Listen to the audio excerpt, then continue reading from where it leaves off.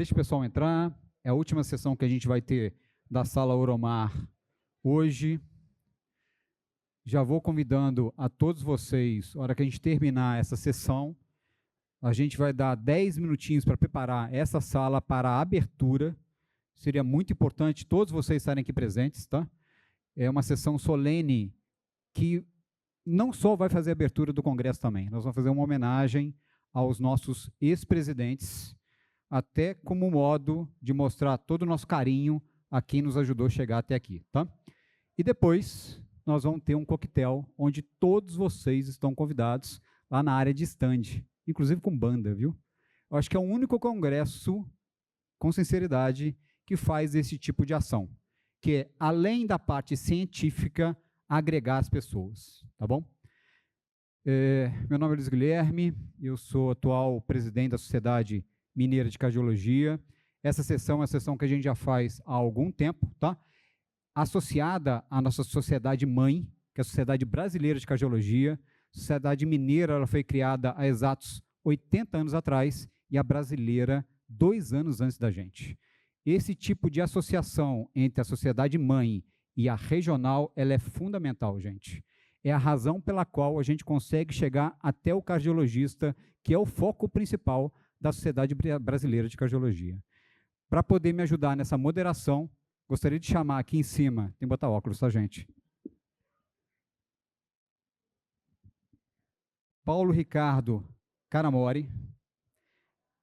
Paulo é cardiologista intervencionista, ele é doutor em cardiologia, ele é chefe do serviço de cardiologia do Centro de Diagnóstico e Terapia Intervencionista do São Lucas, lá no Rio Grande do Sul, e atual presidente do Conselho Administrativo da Sociedade Brasileira de Cardiologia, tá? Nossa sociedade mãe. Paulo, obrigado por estar aqui com a gente, tá? Rapidamente, Luiz, é um prazer enorme estar aqui, né? Estar dentro de uma sociedade que construiu a história da cardiologia brasileira, né? Como o Luiz falou muito bem, 80 anos, a Sociedade Brasileira tem 82, então certamente foi uma das primeiras estaduais a ser fundada, se não a primeira, e tem feito um papel muito relevante, né? Com vários presidentes que saíram daqui e com muitas pessoas doando um pouquinho do seu tempo para fazer a nossa sociedade brasileira cada vez maior e a nossa sociedade mineira cada vez mais bem representada. Então, para mim, é uma grande honra, é um prazer estar aqui com vocês. Pessoal, nesse tipo de sessão, o que a gente faz é falar um pouquinho das diretrizes, tá? Até para chamar a atenção de todo mundo que a Sociedade Brasileira de Cardiologia é exemplo de outras, mas ela é uma das principais que cria diretrizes. Diretriz é um modo de você vir a sumarizar todo aquele conhecimento que você tem, a facilitar o conhecimento chegar a vocês. E a brasileira faz isso com maestria há muitos anos, tá? Esse ano, diferente do que a gente fez nos anos anteriores, a gente só discutia as diretrizes da brasileira. Esse ano nós vamos discutir 2 da brasileira, uma da American College e uma da europeia, tá bom? E para começar essa sessão, eu gostaria de chamar aqui nosso amigo Carlos Eduardo de Souza Miranda. Carlos, vem cá. Especialista em cardiologia pela SBC, habilitado em eletrofisiologia pela Sobrac, eletrofisiologista do Hospital Madre Teresa, coordenador do Comitê de Governança e Gestão da SBC, é o nosso representante mineiro dentro da SBC, ex-presidente também da SMC. Carlos, a diretriz de FA, que a nossa está quase saindo. Então, vamos falar um pouquinho da europeia antes disso? Vamos lá. Obrigado, Luiz. Obrigado a todos aí pela presença. E, mais uma vez, é uma honra estar participando aqui desse simpósio, que já é tradicional no nosso congresso, né? E eu queria parabenizar a diretoria da SMC, a diretoria do DERC, pela excelência científica do congresso. Parabéns, mais uma vez, um grande congresso, e especialmente esse ano, um congresso comemorativo. Bom, primeiro slide, por favor. Então.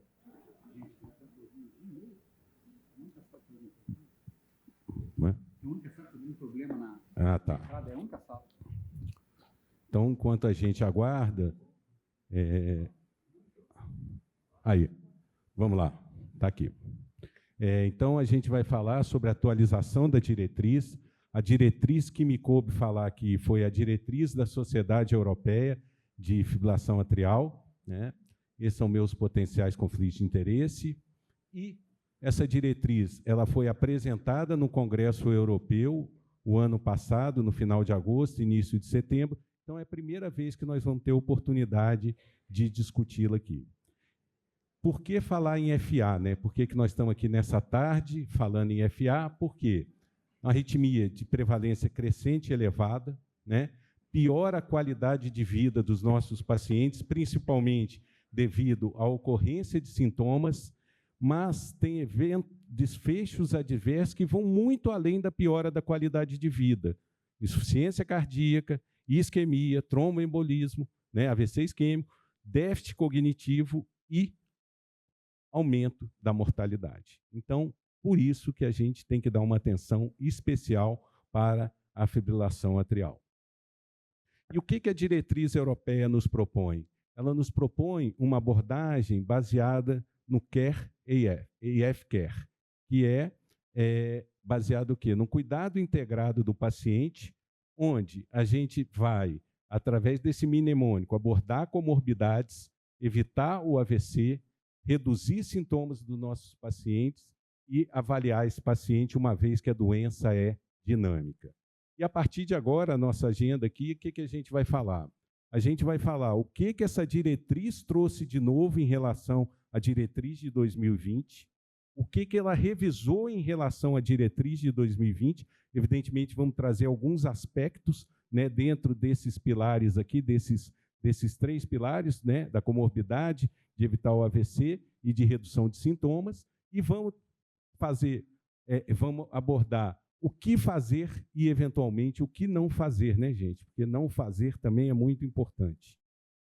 Vamos lá, então? Primeiro, em relação às comorbidades, a grande novidade que nós temos foi a questão da insuficiência cardíaca, né? A insuficiência cardíaca, a fibrilação atrial, coexiste num percentual muito grande de pacientes. Então, a diretriz nos chama a atenção para uma abordagem estruturada desse paciente. Nós temos que tratar a insuficiência cardíaca de forma adequada para quê? Reduzir sintomas, hospitalização e prevenir recorrência.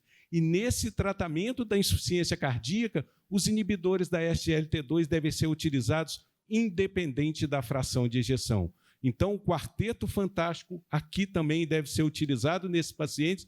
E observem aqui, quando a gente usa os inibidores, o que a gente vai fazer? Redução de morte cardiovascular.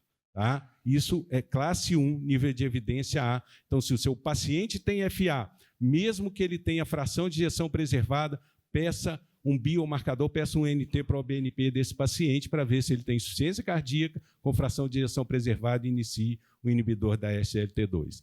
Em relação ao diabetes, o diabetes também é um fator de risco importante, tá? E eu chamaria a atenção que quanto maior a hemoglobina glicada, maior o risco de fibrilação atrial, e se esse paciente também tiver já lesão renal manifestada por microalbuminúria, esse paciente ainda tem um risco maior de fibrilação atrial. Nós devemos tratar o diabetes desse paciente, e olha que interessante, para reduzir carga, reduzir recorrência e progressão da doença, que é uma coisa que nós vamos ouvir falar muito aqui. Progressão da fibrilação atrial, ela é uma doença progressiva. Nós temos que atuar precocemente, nós temos que mudar, tratar a comorbidade o quanto antes, porque a doença progride.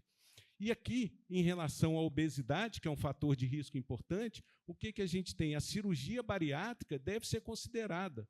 Primeira vez que aparece uma diretriz, é classe 2B, mas ela pode ser considerada como tratamento adjuvante se a estratégia para aquele paciente for para manter o controle do ritmo. Quer dizer, eu quero manter meu paciente em ritmo sinusal, se ele tem um IMC maior do que 40, eu devo considerar a cirurgia bariátrica. Em relação a outros fatores de risco, a hipertensão arterial. Então, mais uma vez, o que mudou? A classe é a mesma, o nível de evidência é o mesmo, mas aqui já chama, por quê? Eu vou tratar meu paciente hipertenso para prevenir a progressão da doença. A hipertensão é o principal fator de risco para todas as doenças cardiovasculares. E com a fibrilação atrial não é diferente. E para prevenir o quê? Evento adverso. AVC isquêmico e sangramento. Tá? Obesidade, reduzir 10% ou mais de peso dos nossos pacientes diminui a chance de recorrência e de progressão da doença. Exercício físico estruturado e menor consumo de álcool de 3 doses por semana, no máximo, seriam essas recomendações. E isso aqui foi revisado, por quê? Porque o nível a classe mudou, era classe 2A e passou a ser classe 1. Então, nós temos que atuar, sim, nessas comorbidades e atuar de uma maneira estruturada. Assim, para concluir as comorbidades, o que nós temos, então? Nós temos controle adequado da hipertensão, diminui evento, diminui progressão da doença e no paciente anticoagulado diminui risco de sangramento. Tá? Além disso, controle adequado de diabetes, na insuficiência cardíaca, uso dos inibidores da SGLT2, além de todo o tratamento adequado, diminuição de peso de 10% nos pacientes com obesidade, se o IMC for maior que 40, considerar cirurgia bariátrica, exercício físico e redução do álcool. Então, essa aqui seria o que a gente tem de o que mudou e o que foi reforçado, o que foi revisado nessa diretriz. Com relação à anticoagulação, a evitar o evento tromboembólico, o que nós vamos ter? Que, primeiro, o sexo foi retirado do score de risco. Então, nós vamos fazer agora não o score de Chades-Vasque mais, mas o score de Chades-Var, onde o sexo foi retirado, a mulher foi retirada, e se nós temos um Chades-VAR maior ou igual a 2, todo paciente deve ser anticoagulado com DOAC, exceto se esse paciente tem, e isso não mudou, uma estenose mitral moderada grave ou se ele tem uma prótese mecânica. Tá? E a gente vai discutir se vai anticoagular, a tendência, você vai individualizar essa anticoagulação. Agora, isso aqui é uma novidade, é classe 1 com nível de evidência B. Paciente com cardiomiopatia hipertrófica e amiloidose, eu não preciso fazer o score de Chades-VAR.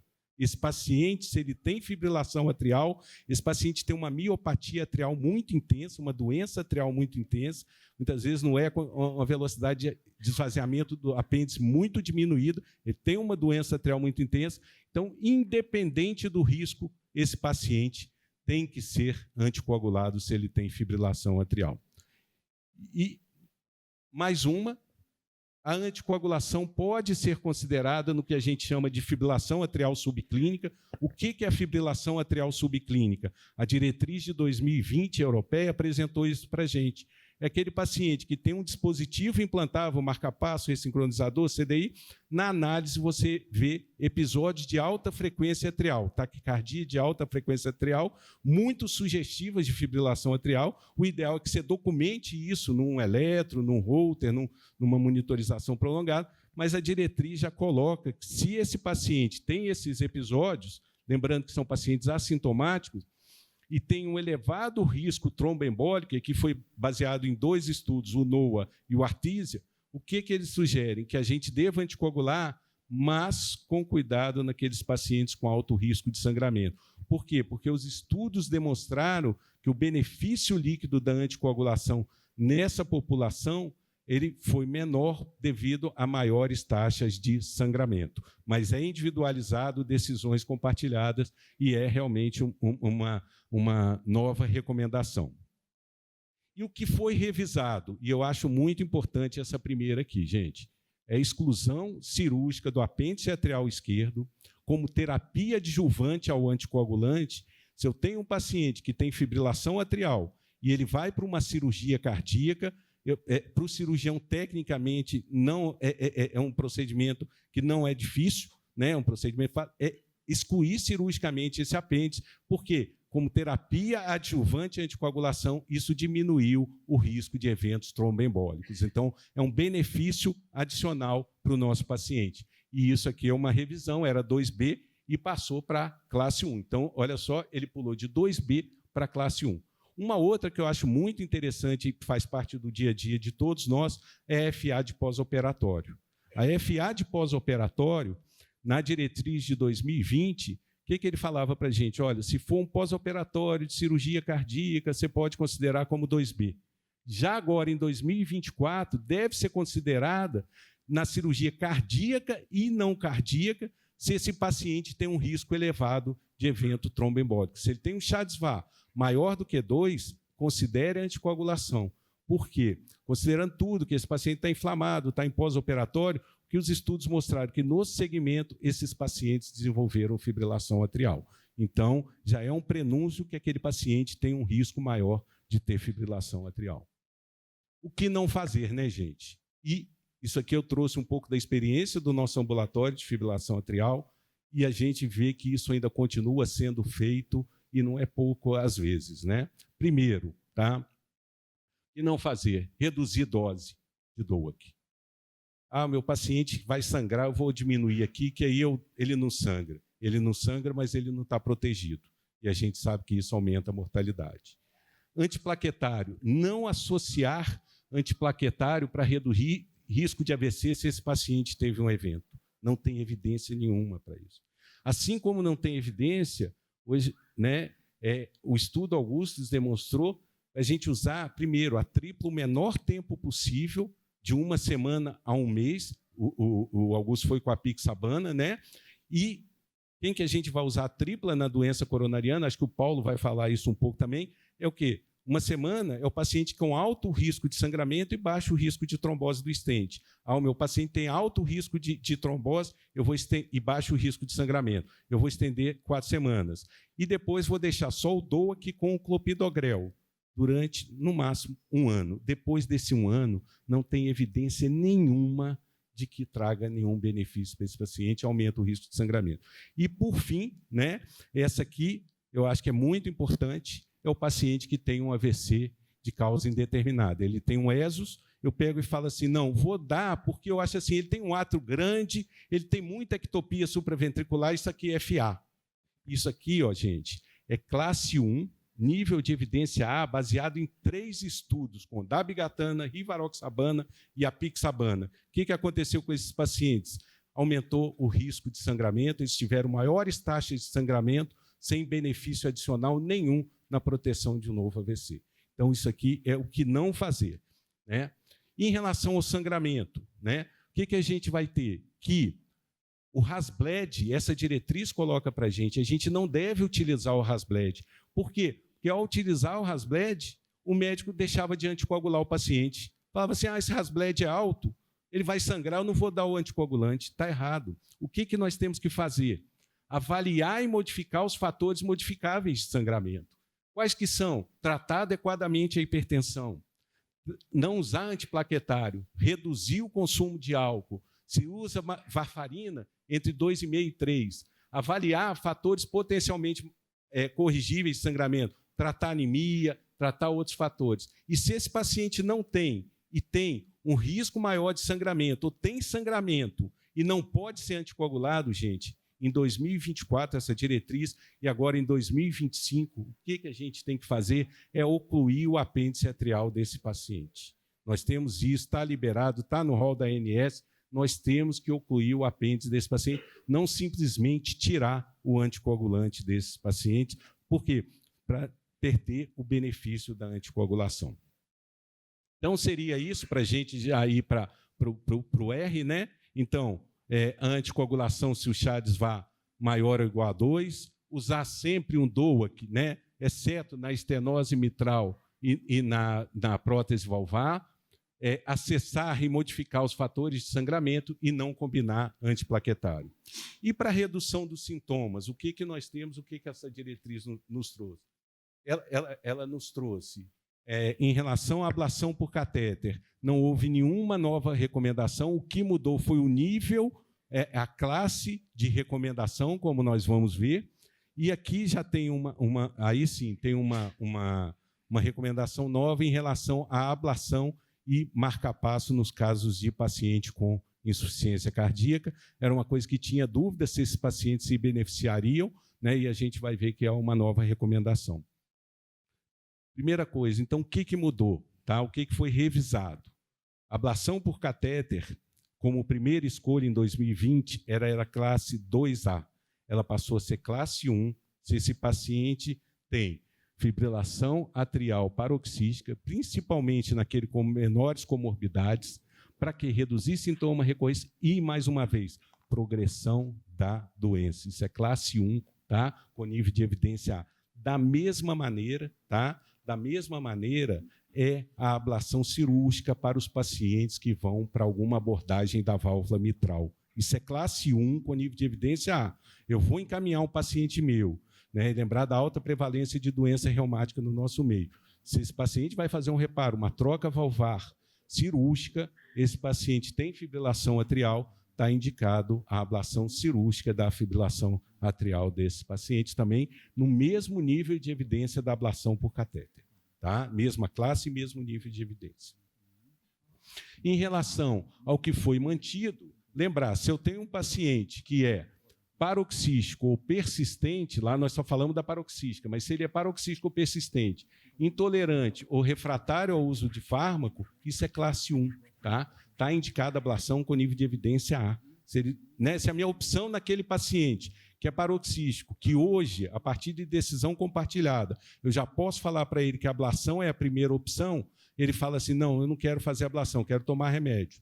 Tomou remédio, recorreu, não tolerou, ablação é classe 1. O persistente, que chega no nosso consultório, nós vamos fazer uma cardioversão para ver o comportamento, ele recorreu depois, também é classe 1. Tá?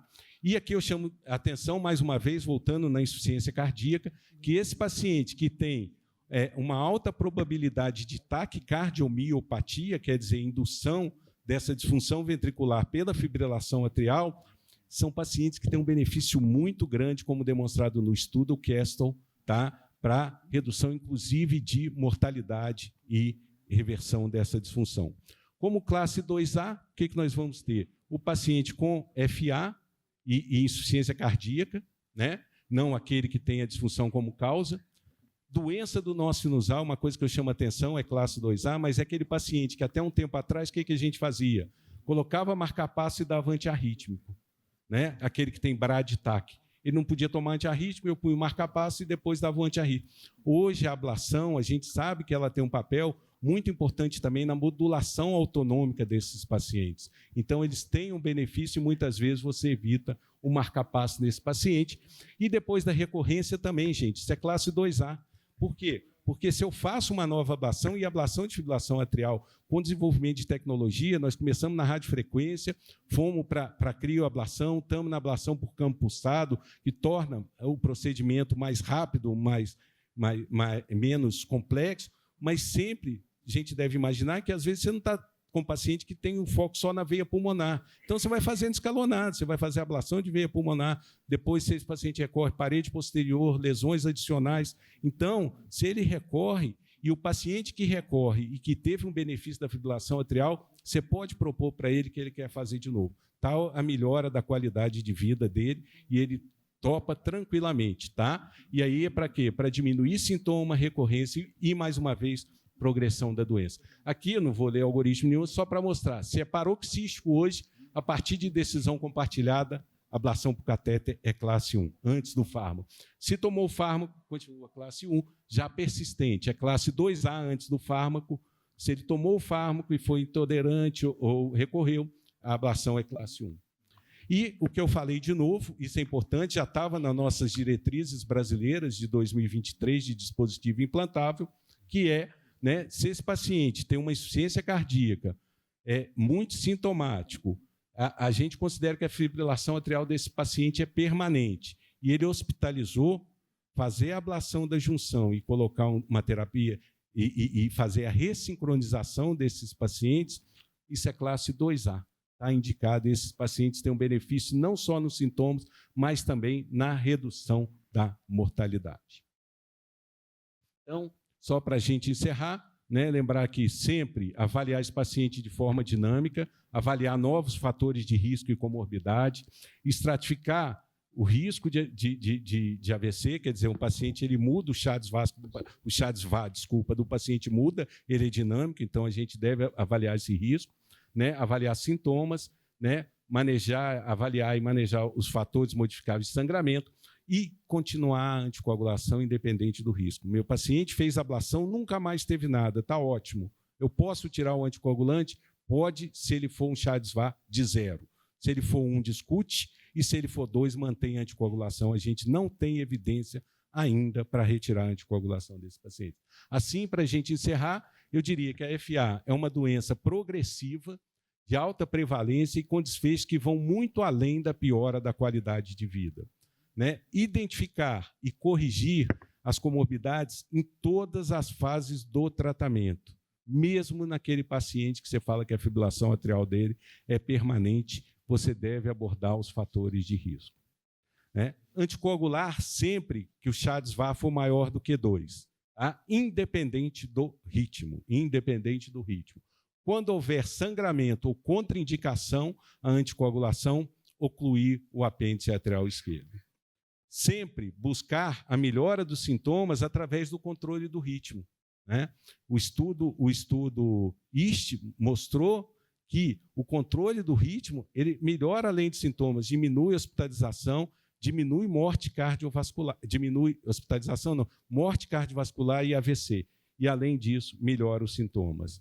E a ablação? Se temos uma doença progressiva, a ablação é o que a gente considera melhor. Lembrando que nossa arsenal de antiarrítmico no Brasil é a miodarona e propafenona, né? Então, a ablação, quanto mais cedo, melhor, reduz sintoma, melhora a qualidade de vida e evita a progressão. E, por fim, manter o acompanhamento periódico, né, e compartilhar todas as decisões. Tá? Eu acho que cada vez mais, independente da FA, em tudo na medicina, a gente tem que cada vez mais compartilhar as nossas decisões, os benefícios e tudo. Então, eu gostaria de encerrar fazendo um convite a todos, né, da nossa 80ª edição do Congresso Brasileiro de Cardiologia em São Paulo, onde nós vamos ter lançamento de 6 diretrizes, assim como a sociedade europeia faz, a brasileira vai fazer esse ano. Vamos ter a diretriz de fibrilação atrial, vamos ter a diretriz de hipertensão, a doutora Andréia, que é a autora principal, está aqui com a gente, vamos lançar essa diretriz lá, de doença coronariana crônica, de aterosclerose. Então, eu convido, vai ser um congresso muito rico, com muita discussão, igual o Luiz falou, que é a importância da diretriz. E muito obrigado aí pela atenção de todos. Não está aqui. Carlos, obrigado. Doença extremamente prevalente, alta mortalidade, e a gente já tem muito estudo para poder embasar nossas condutas, né? Vamos lá? Carlos, em primeiro lugar, só para agradecer a tua fala, eu queria chamar a atenção, tu chamaste durante a apresentação, mas a epidemiologia nossa faz com que, felizmente, a gente esteja ficando cada vez mais velhos, né? E cada vez a FA vai ser mais prevalente, e cada vez entender melhor o manejo da FA é fundamental para cada um de nós. Então, excelente tua apresentação, Carlos. Queria já passar para o nosso próximo palestrante, meu grande amigo, Dr. Evandro Tinoco, que ex-presidente do DERC, que se junta aqui com o Congresso da Sociedade Mineira de Cardiologia, membro do nosso Conselho Administrativo da SBC, que se juntou ao Conselho também este ano, que tem uma longa história associativa, e tem uma longa história de envolvimento com as miocardiopatias também. Público esse envolvimento, né, Evandro? Então, eu gostaria que tu falasse agora então, sobre a diretriz da cardiomiopatia hipertrófica da SBC. Bem, primeiro é uma grande honra poder estar aqui junto com o Paulo, que é o nosso presidente da SBC, que coordena, obviamente, o Conselho de Administração. Não é? E, obviamente, eu participei como presidente do Departamento de Ciência Cardíaca e hoje presido o Departamento de Miocardiopatia. E é uma honra, Carlos, poder estar na sua casa, a seu convite para falar sobre esse importante tema. Essa é uma doença que é uma doença importante, por quê? Porque é uma doença que exige uma mudança de paradigma da Sociedade Brasileira de Cardiologia. É porque envolve o quê? A medicina de precisão. Então, a insuficiência cardíaca é uma condição que a gente usa o quê? Os 4 fantásticos. Agora, 1 em cada 10 indivíduos com suspeita de insuficiência cardíaca tem uma miocardiopatia. E as miocardiopatias envolvem o mindset, ou seja, descobrir qual é o fenótipo do paciente, ou seja, eu vou precisar do ecocardiograma no rastreio, da ressonância cardíaca para definir o patofenótipo, ou seja, ver se tem ali fibrose, inflamação, hipertrofia, ou substituição fibrogordurosa. E, obviamente, a próxima etapa, qual é a etiologia? Os testes genéticos. E, obviamente, caminhar para a medicina de precisão.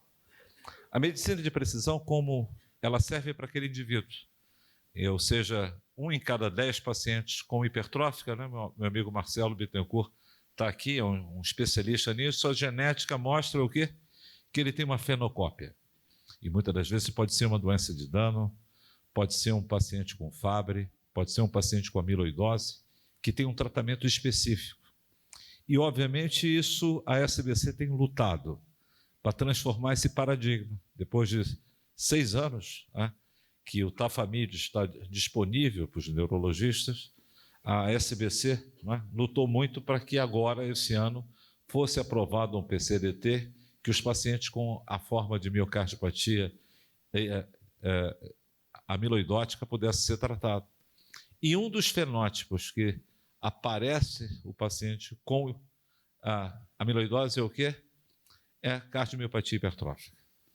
Então, quando o ecocardiografista diz para a gente que aqui tem uma miocardiopatia hipertrófica, ele tem que, na realidade, dizer para a gente que aqui tem um coração com espessamento.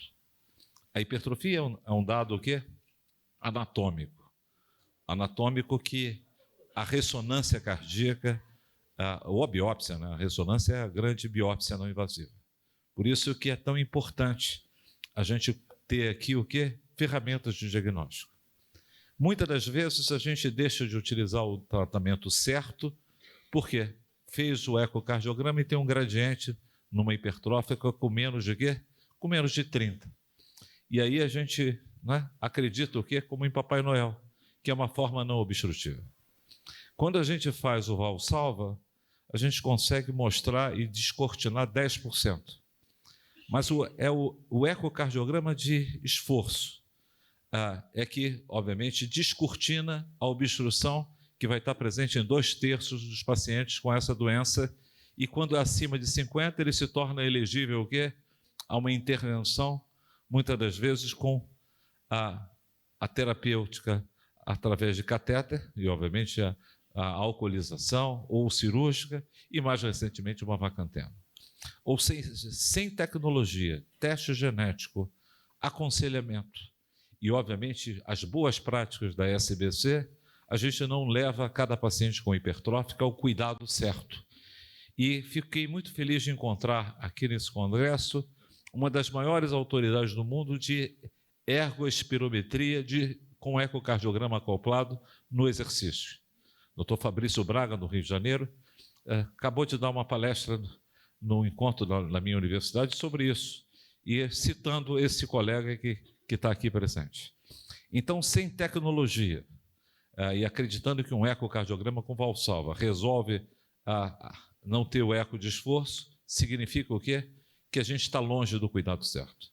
Então, o compromisso da SBC é preparar os cardiologistas para aquilo que os oncologistas conseguiram. Nos últimos 10 anos, 20 drogas novas foram incorporadas ao SUS.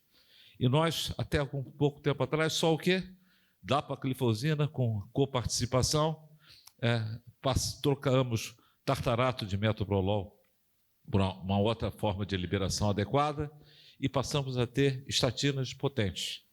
Agora a gente consegue o quê? Uma nova droga que nos coloca rumo à medicina de precisão.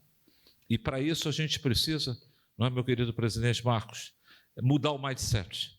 Não é? Ou seja, a gente precisa de ter centros de referência. A gente precisa ter, obviamente, cuidados embasados em evidências científicas e com as nossas diretrizes para que a gente possa oferecer esse cuidado e, obviamente, isso mudar a vida do paciente. Esses são meus conflitos de interesse. E já dei palestra para a Baia e também para a BMS. E, obviamente, eu vou falar um pouco para vocês sobre aquilo que eu já, obviamente, tenho aprendido, não é? E a gente tem trabalhado junto com o professor Simões, que liderou essa diretriz, Dr. Fábio Simões, e muitos outros colegas. E, com certeza, esse é um papel importante, porque essa diretriz ela nasceu no GEMIC. O Marcos era o presidente do GEMIC, liderou isso, junto com a doutora Lídia, que hoje é a presidente do DEIC. A cardiomiopatia hipertrófica tem um tributo a esse gigante da cardiologia e da medicina, que é o professor Eugene Braunwald.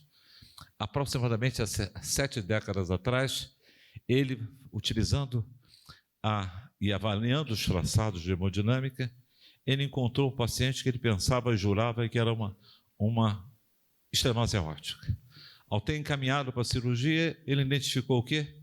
Que não tinha uma estenose aórtica, tinha uma obstrução. E aí, como um fenômeno que acontece em medicina, apareceu o segundo doente. E aí ele descreve essa doença, a miocardiopatia hipertrófica obstrutiva subaórtica. E, obviamente, a partir disso, Harvard, não é? Depois o Brown vai para Harvard e, obviamente, transforma. E, obviamente, o Mavacanteno tem uma história que começa com a medicina translacional dentro dessa visão do Dr. Brownlow, não é? E estimular jovens pesquisadores a criar novos tratamentos para velhas doenças, naquela época sem tratamento e sem diagnóstico. Essa é a diretriz publicada em 2024. As diretrizes, às vezes, elas deixam de ser lembradas pelo cardiologista, a não ser aqueles que estão envolvidos com TEC, né? E querem se tornar cardiologistas especializados. Mas, na realidade, as diretrizes elas não engessam a prática clínica, elas balizam o melhor cuidado. E, obviamente, elas nos servem para construir políticas públicas, para alocar recursos e, obviamente, treinar e manter a educação continuada, a que é feita na SBC a partir do quê? Dos seus departamentos e grupos de estudo, no congresso da SBC, e ano que vem nós vamos estar retornando aqui a Minas Gerais. Meu amigo Miranda vai estar coordenando o grande encontro de departamentos e grupos de estudos. Então, essa é uma diretriz de várias pessoas, não é? O professor, aqui a gente teve a liderança do Marcos Simões com o professor Fábio Fernandes, e eu estou aqui como o último, e obviamente tem que ser assim, né? A gente tem que dar passagem para os mais jovens chegarem, e não a gente ficar se repetindo, como sempre os autores, como é essa nova política da SBC. E a gente vai o quê? Mudando de posição e deixando de ser continuamente lembrado e citado em diretrizes. Essa é uma doença rara. O que é a definição de doença rara? É aquele que acontece em 1 em cada 2.000 pessoas. E, na realidade, a hipertrófica no Brasil, no mundo, ela não é uma doença rara. Ela é 1 para 500, alguns falam 1 para 250 e outro 1 para 200. E o que nos falta? Um registro nacional para miocardiopatia hipertrófica, para que a gente deixe de achar. Obviamente, a gente tem dados de centros, não é?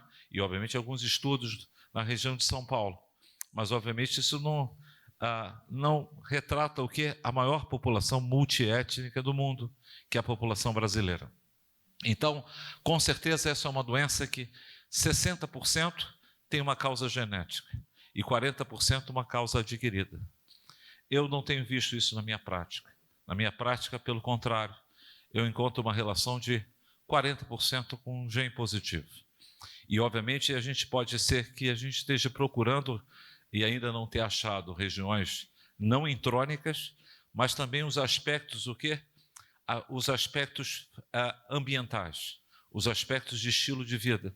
Muitos indivíduos idosos e muito idosos podem ter hipertrofia do coração, ou seja, o diagnóstico da hipertrófica quando tem maior do que 1,5 de espessura, e isso pode ser associado ao quê? A outras condições que levam à hipertrofia e, obviamente, ao aumento da espessura do coração. Ou seja, esse é um desafio importante e nessa diretriz a gente chama a atenção que essa doença não é rara. O segundo é a causa genética. Esses são os dados da literatura. E agora a gente tem o projeto Genoma Brasil e a rede renômica do Ministério da Saúde. Então, esse é um trabalho brilhante que o Instituto Nacional de Cardiologia de Laranjeiras fez e liderou. A minha universidade participou, fundamentalmente estudando miocardiopatia em crianças e adolescentes, e mais de 2.000 pessoas foram mapeadas com genes. E, obviamente, a gente começa a descobrir a caixa preta do gene da nossa população e como ela pode levar a diferentes cardiomiopatias. Obviamente, essa é uma doença que existe uma assinatura, que é aumento da espessura do coração, que frequentemente, inicialmente, foi descrito como na via de saída, mas que pode acontecer na região apical, pode ser em todo o ventrículo esquerdo, pode ser na parede lateral, pode também acometer o ventrículo direito, ou seja, é uma condição que tem uma heterogeneidade fenotípica. O que no passado a gente achava que essa é uma... e continua, às vezes, muitas das vezes, sendo especulado como uma doença que assusta os pacientes porque leva à morte, como você se lembra do jogador Serginho, que faleceu num jogo no Campeonato Brasileiro, que tinha um quadro dessa condição. E outros jogadores de basquete. Mas essa é uma visão que é um pouco equivocada. A gente consegue, com um tratamento correto, com estratificação, obviamente essa doença ela passa a ter um comportamento bastante próximo à curva da população normal, precisando do quê? De cuidados médicos e da diretriz da SBC. A obstrução é um fenômeno complexo e comum. Vejam aqui 70%. Essa semana eu tenho, Paulo, um paciente, que é um paciente que chegou me procurando, a esposa nervosa, ele é um homem de 30 e poucos anos, ela querendo uma vacantemo. E, obviamente, não estava disponível, não tinha acesso. Mas o que acontece? Ele nunca tinha sido tratado corretamente, usava uma subdose de beta-bloqueador. Usava 25 miligramas de metoprolol. E era um fumante, ou seja, tinha que parar de fumar e tinha que tomar a dose certa. Ele tinha 40 de gradiente, não tinha, obviamente, indicação. E ao utilizar o beta-bloqueador, caiu o gradiente para quanto? Para 19. E esse paciente passou 6 meses sem ter nenhum sintoma, às vezes tinha palpitação, mas sem nenhuma arritmia no Holter, a ressonância com uma hipertrofia de 1,7. Ele retorna que ele tem um papel de ser um lanterneiro, fica abaixando e levantando, e ele falando, doutor, eu estou tendo um mal-estar, eu estou vendo uma vista escura.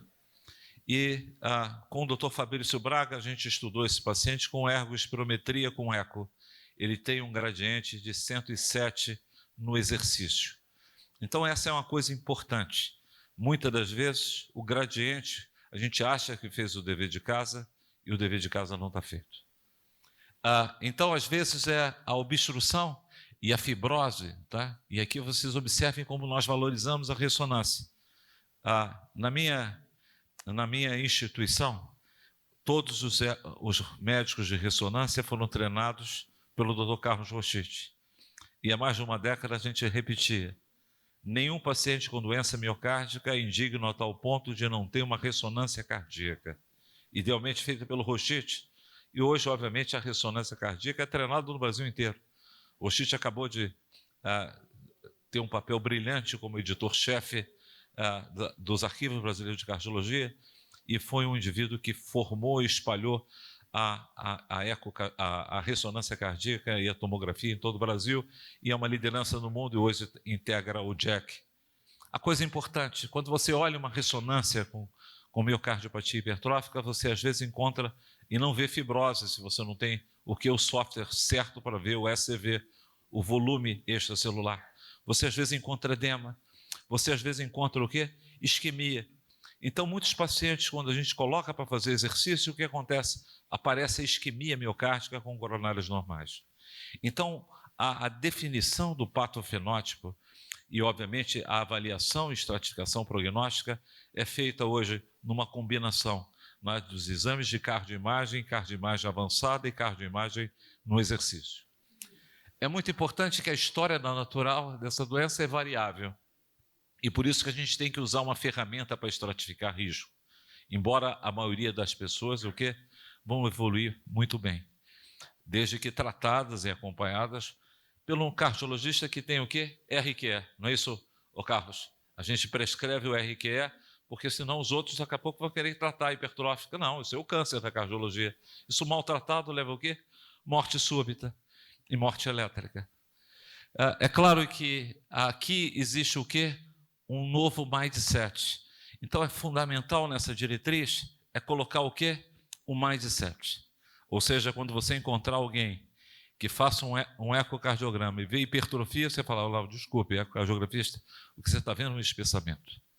O diagnóstico e a hipertrofia vai ser algo que vai acontecer com o cardiologista clínico olhando o eletrocardiograma, examinando o paciente, avaliando a história familiar, combinando com a ecocardiografia, com ressonância cardíaca, e aí vendo que existe ou não a presença de hipertrofia, definindo o fenótipo e com teste genético, vendo qual é a doença, que pode ser uma fenocópia e não ser nada de hipertrófica, e ser realmente uma hipertrófica, ou pode ser uma genética negativa. E o que acontece quando o indivíduo tem um teste genético negativo e uma hipertrófica? Um melhor prognóstico. É claro que o papel da multimodalidade, não é? Aqui no auditor de convênio, seria absolutamente o quê? Barrado no baile, se ele não olhar que a nossa diretriz envolve o quê? A conexão de múltiplos métodos de imagem, e imagem avançada. E que isso, uma vez solicitado pelo cardiologista, embasado pela diretriz, aponta para o cuidado certo. Não é um ecocardiograma que fecha o tratamento e a orientação desse paciente.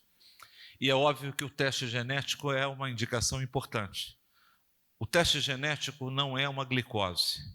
O teste genético merece ser através do quê? De um geneticista, porque a gente tem uma abordagem antes de fazer o teste genético, entender, conhecer a família, fazer o heredograma, entender o perfil psicológico do paciente, conversar com ele sobre o consentimento informado sobre isso e depois levar essa informação.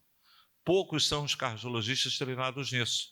A SBC acabou de fazer um curso, está na Universidade do Coração, o primeiro curso da Universidade do Coração sobre cardiogenética. Frequentem lá o estande e vocês vão encontrar a oportunidade de fazer esse curso. Esse curso é extremamente importante na prática clínica e ele está conectado à nossa diretriz.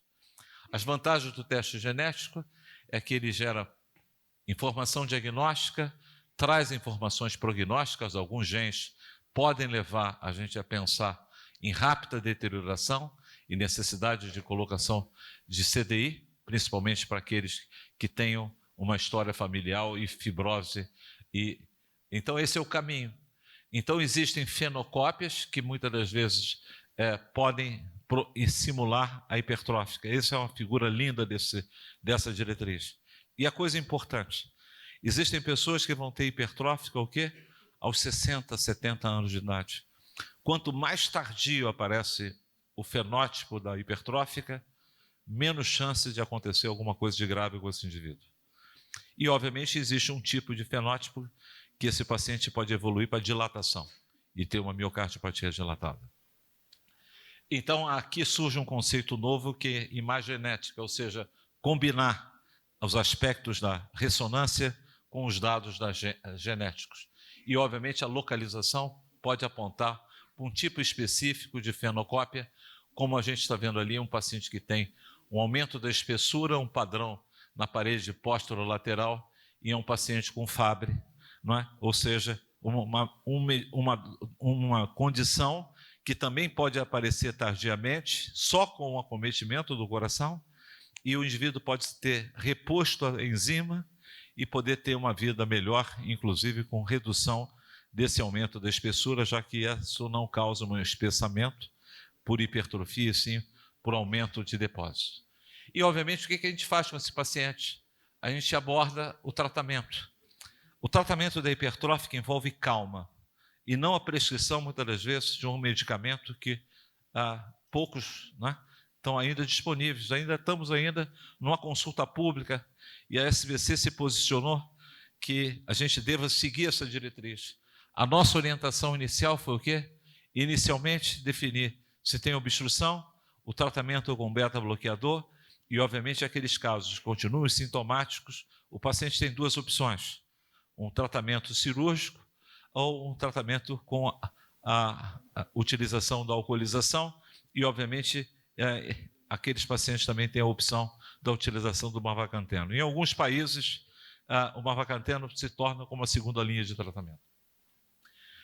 É claro que a utilização de score de risco passa a ser algo importante. E, obviamente, a utilização dos testes genéticos vão apontar riscos maiores e menores. E é claro que a gente vai caminhar também para o tratamento para insuficiência cardíaca. Existe, obviamente, riscos de complicação.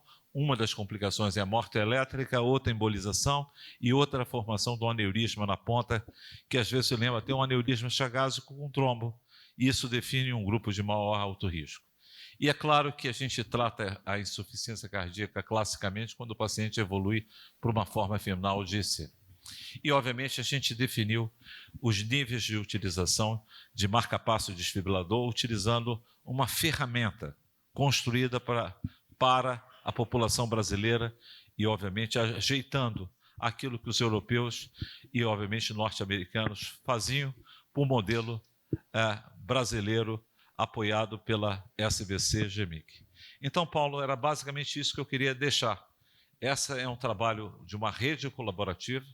Aqui tem a maior coorte do mundo, uma das maiores, só perde para a Cleveland Clinic, que é a coorte do INCOR, com o Dr. Arteaga Fernandes e professor Charles Madi, hoje com o Fábio Fernandes, com mais de 2.000 pacientes. Então, uma série de trabalhos do Dante Pazanese, trabalhos da Federal do Rio Grande do Sul, o Marcelo Bittencourt e o professor Albanese, todas essas informações foram trabalhadas para construir aquilo que é a inteligência da SBC e o patrimônio da SBC, seus departamentos e grupos de estudos. E, obviamente, devolver ao cardiologista brasileiro uma diretriz que não fala inglês. E vocês observem no mundo que vivemos hoje, construir conhecimento nacional, desenvolver formas de cuidado nacional, passa a ser estratégico. E, obviamente, essa diretriz ela tem que ser abraçada pelos cardiologistas clínicos e a gente tem que se organizar, porque não adianta em cada hospital, em cada esquina, alguém querer fazer e tratar hipertrófica. Temos que criar centros de referência para devolver o cardiologista estratificado e tratado aqueles casos mais complexos. E, obviamente, oferecer transplantes àqueles que evoluem com dilatação e, obviamente, evoluem com insuficiência cardíaca avançada. Muito obrigado. Obrigado. Queria agradecer ao doutor Evandro, né? Acho que é excelente a aula e de quem vivencia, né, esse paciente no seu dia a dia. Tenho certeza que a audiência aí vai participar com perguntas ao final, então a gente vai ter um espaço para discussão, para aproveitar toda a experiência, essa vivência que o Evandro trouxe nessa cardiomiopatia tão prevalente no nosso dia a dia e que pode ter desfechos tão graves como ele colocou aqui. Paulo. Carlos, para dar sequência então na nossa mesa, gostaria de chamar o presidente do nosso conselho administrativo para poder falar da diretriz de síndrome coronária aguda da American Heart e da American College. Paulo, com você. Obrigado pela presença, tá? Então, só estou te avisando.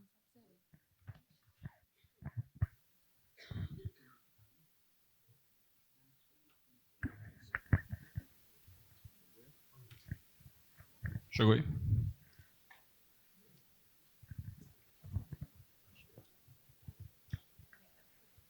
Chegando aí. Daqui a pouco chega. Então, de novo, em primeiro lugar, muito obrigado pelo convite, né? Parabéns ao nosso presidente e o coordenador da programação científica foi o Fred. Muito bem, Fred, parabéns, excelente programa mesmo. Então, é um prazer estar aqui com amigos e é um prazer estar representando a Sociedade Brasileira de Cardiologia nesse período que eu sou membro do conselho e nesse ano específico eu sou presidente do conselho. Como eu não paguei a conta da luz, eu acho, o meu slide entrou antes e agora resolveu que não entra, mas vai entrar. Então, eu vou falar sobre a diretriz de síndrome coronária aguda do American College of Cardiology, American Heart Association. Essa é uma diretriz que era um tanto esperada, a diretriz brasileira desse tema de síndrome coronária aguda sem supra de 2021, se eu não me engano. A europeia foi de 2023 e agora a americana, que é uma diretriz conjunta, multiprofissional também, foi recentemente publicada em abril.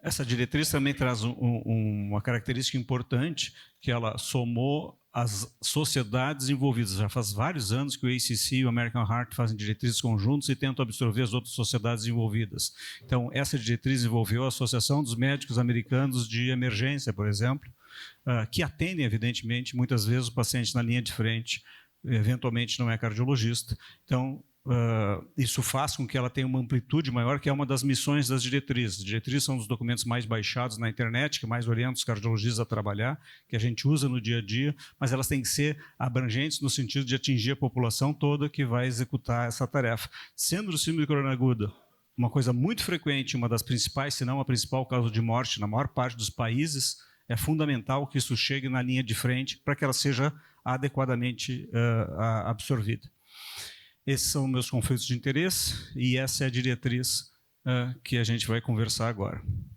Bom, primeiro aspecto da diretriz é o que mexer, o que fazer na suspeita de síndrome de coronária aguda.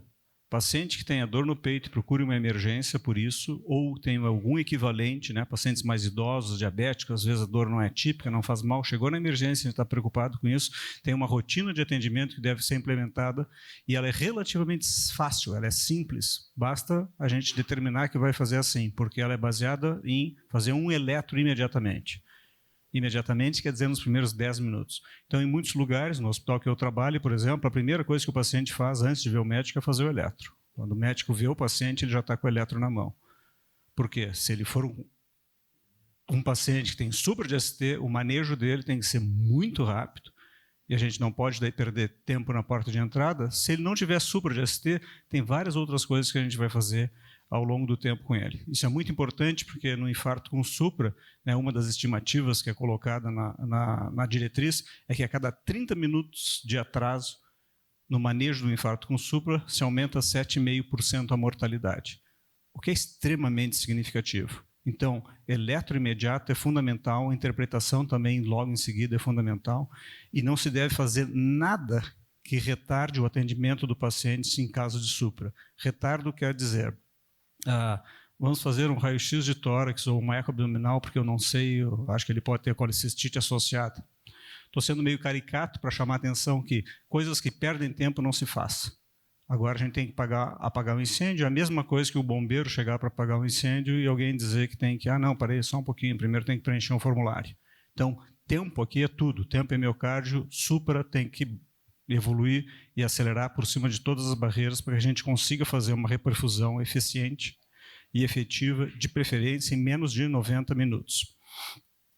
Essa diretriz ela incorpora muitos conhecimentos que a gente vem tendo nos últimos anos e que já se transformaram talvez em lugar comum em muitos ambientes, mas ela é uma ótima oportunidade para enxergar tudo isso junto.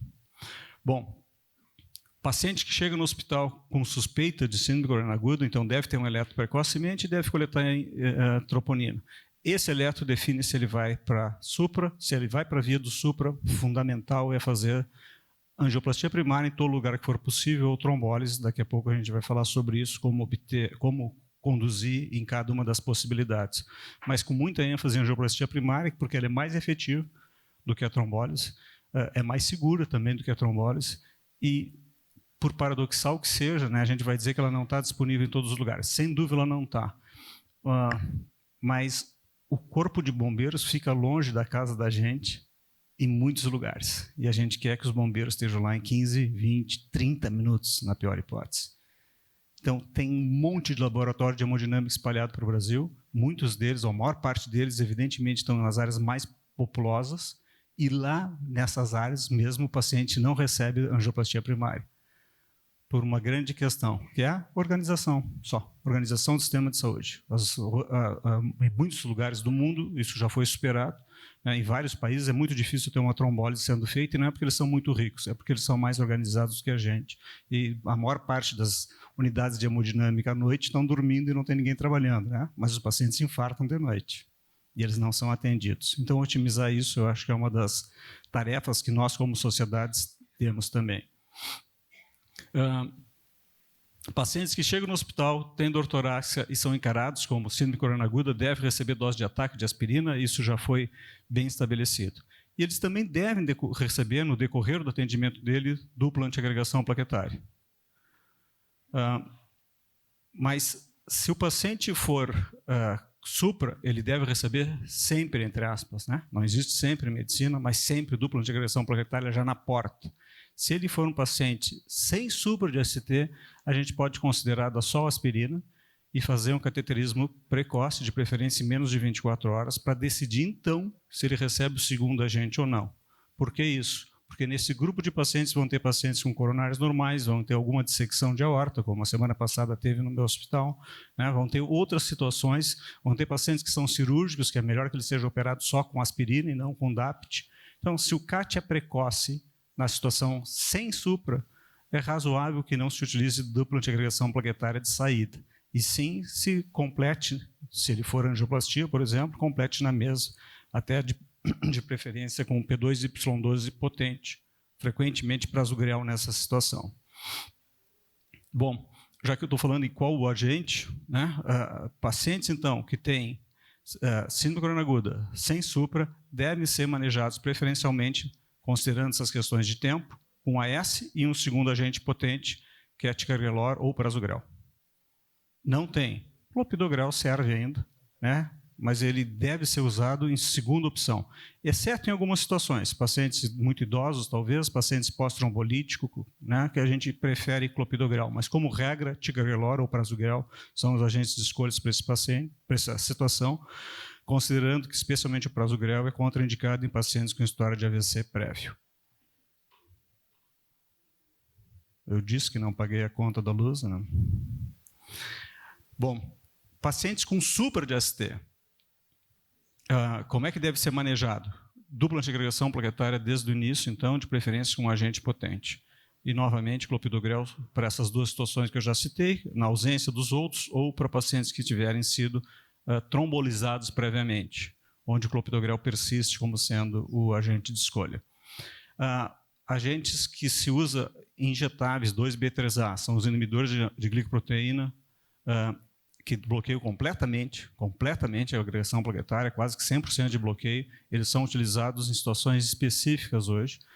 No passado, quando a dupla antiagregação plaquetária era menos usada ou os agentes eram menos potentes, os 2B3A tinham mais papel como antiplaquetários. Hoje eles têm um papel menor e sendo reservados para pacientes de muito alta complexidade, com grande carga trombótica, principalmente os que não conseguiram fazer uso de dupla antiagregação pré-procedimento de maneira efetiva.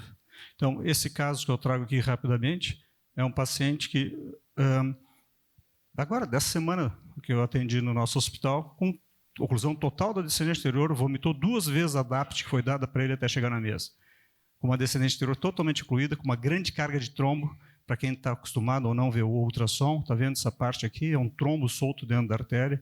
Aqui uma placa rota, vocês observam a dissecção da placa. Então, esse paciente se beneficia de 2B3A porque ele não estava conseguindo usar agente antiplaquetário e tinha uma grande carga de trombo. Então, nesse tipo de situação, ainda é de valor usar 2B3A. Bom,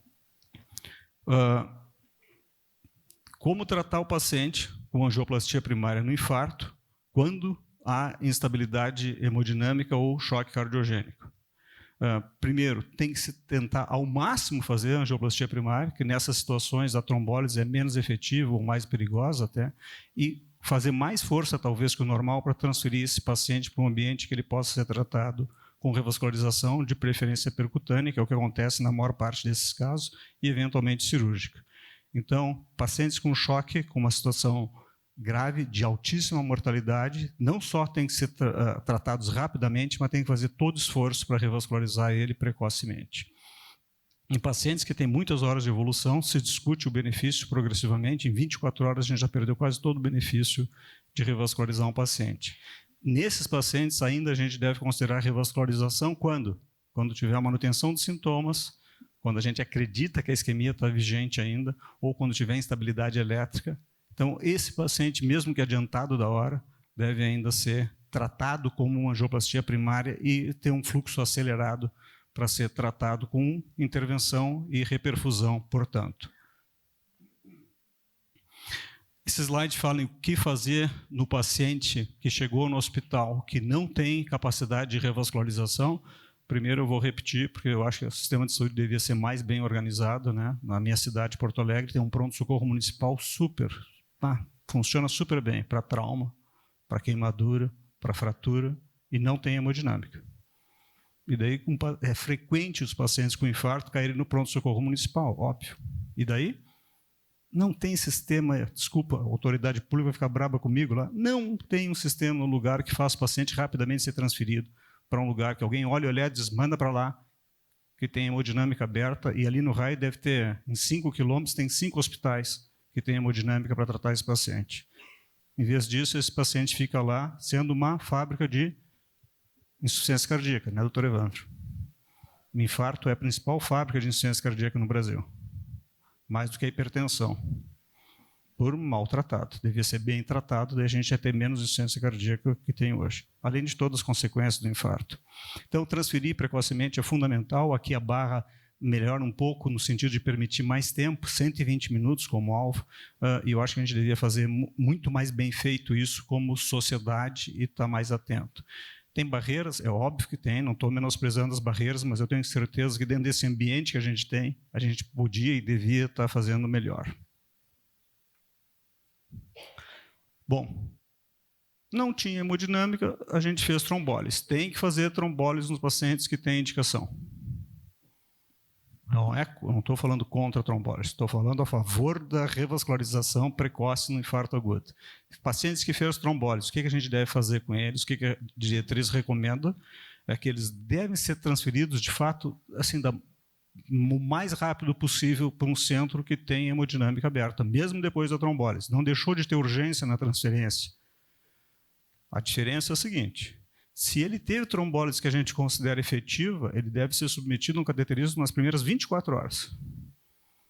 E isso está demonstrado que diminui eventos, melhora a qualidade de vida, melhora o miocárdio recuperado. Por quê? Às vezes esse paciente reoclui nas próximas horas, antes do cateterismo, ou a gente se enganou, a gente acha que ele reperfundiu e não reperfundiu. Então, quando a gente acredita que teve sucesso, até 24 horas para o laboratório de hemodinâmica. Se a gente acredita que não teve sucesso, se o infra de ST baixou menos de 50% na parede anterior ou menos de 70% na parede inferior, persistem sintomas, não abriu artéria, 2 horas, correndo para transferir. Então, ainda os pacientes que são reperfundidos, ou melhor, que recebem terapia fibrinolítica, devem ser transferidos com brevidade para um centro que seja capaz de abrir a artéria deles. De novo, a gente precisa parar de fazer insuficiência cardíaca e parar de perder pessoas que não precisavam morrer no nosso ambiente. Aqui fala um pouco sobre o racional da escolha desse momento de intervir baseado na complexidade do paciente.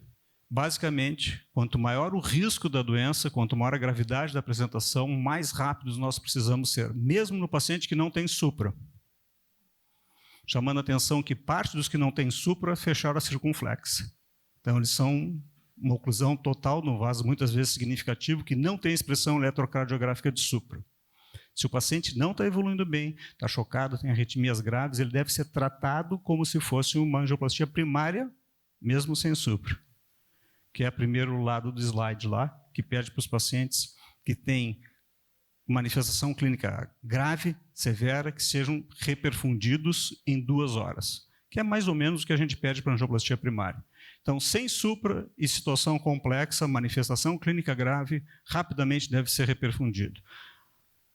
Não tendo supra, então a gente já criou essa janela de 24 horas para os pacientes que têm realmente síndrome coronaguda, que são os que têm troponina positiva, eletro ou alto risco. Sobra só um grupo dos pacientes de baixo risco, que não tem alteração de eletro, não tem troponina, e são por os scores de risco considerados de baixo risco. Daí esses a gente pode pensar com mais calma o que vai fazer com eles.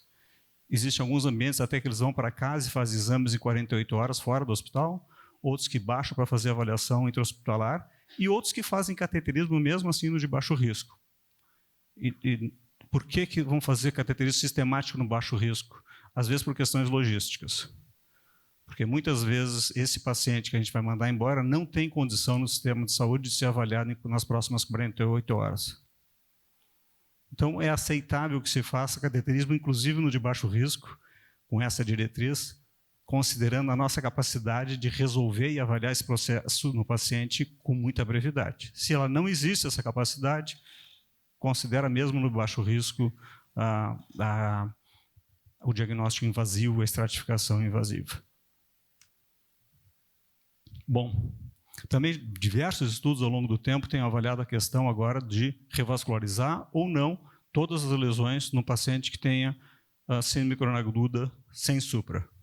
E a recomendação é que todas as lesões graves devem ser revascularizadas. Definir gravidade é um ponto ainda de discussão, porque às vezes a gente não tem certeza se aquela lesão é significativa ou não. A que causou síndrome coronariana aguda foi revascularizado. O que eu faço com as outras? A recomendação é revascularização completa, com a dificuldade um pouco de entender o que é fisiologicamente completo ou anatomicamente completo. E, eventualmente, não estou falando só de angioplastia, estou falando também de cirurgia para esses pacientes, que deve ser reservado principalmente ou especificamente para pacientes diabéticos multivasculares que têm lesão proximal de DA ou de tronco. Se a DA não for revascularizada cirurgicamente, diminui muito a indicação cirúrgica, porque o benefício diminui também. E quando que não se revasculariza a DA cirurgicamente? 2 situações, ou 3. Primeiro, quando o infarto foi de DA e já foi tratado. Não tem sentido em revascularizar a DA já que recebeu um stent e teve bom resultado. Segundo, é quando não tem lesão na DA. Por que vai revascularizar? Né? Não tem como botar ponte quem não precisa. E o terceiro é quando tem doença difusa de difícil revascularização. Então tem que discutir isso claramente com o cirurgião. Não basta ser trivascular com diabetes para ir para a cirurgia. Tem que ter capacidade de revascularizar os vasos que estão doentes. E às vezes a gente não tem, nem percutaneamente, nem cirurgicamente. A mesma coisa, ou a mesma linha acontece para o infarto com supra. Aquela evidência que eu comentei foi construída muito mais no infarto sem supra. O infarto com supra segue a mesma linha, com evidências não tão sólidas, mas aqui chamando a atenção que no infarto com supra e com choque, tem uma recomendação de não abordar a segunda lesão, ou a terceira, o adicional que o paciente tenha, durante o procedimento inicial. Então pode parecer paradoxo, porque cada vez que a gente encontra o paciente, ele é grave, quanto mais grave for, melhor ele responderia aos nossos tratamentos, né? Pois é. No choque cardiogênico, parece que é melhor não mexer muito no paciente. Trata a lesão culpada. E de maneira de rotina, não deve tratar a segunda. Porém, todos nós que trabalhamos nessa área sabem que um dia vai acontecer um caso que precisa abrir a DA que está pendurada desse paciente com choque. E às vezes faz isso na hora até, ou o paciente volta para a sala depois de pensar e discutir. Então, choque cardiogênico não é para revascularização completa sistemática.